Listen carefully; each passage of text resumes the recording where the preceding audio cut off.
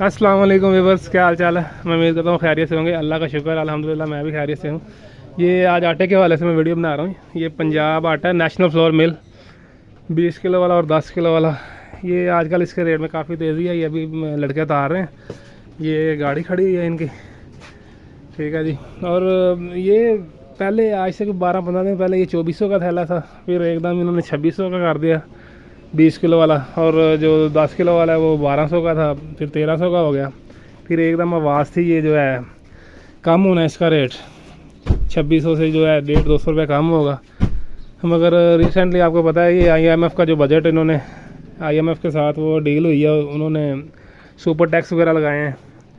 उस वजह से इसका रेट जो है ना एक हफ़्ते के अंदर अंदर जो है काफ़ी ज़्यादा बढ़ गया। अब बड़ा 20 किलो वाला इन्होंने 2800 रुपये का कर दिया है। पंजाब नेशनल फ्लोर, ये देखें शेखपुरा में जो मिल है, क्वालिटी इनकी बड़ी ज़बरदस्त है। और जो छोटा 10 किलो वाला ये इन्होंने 1400 का कर दिया थैला।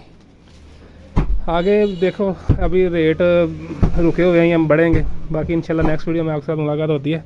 कोई नई अपडेट होगी तो अल्लाह हाफिज़।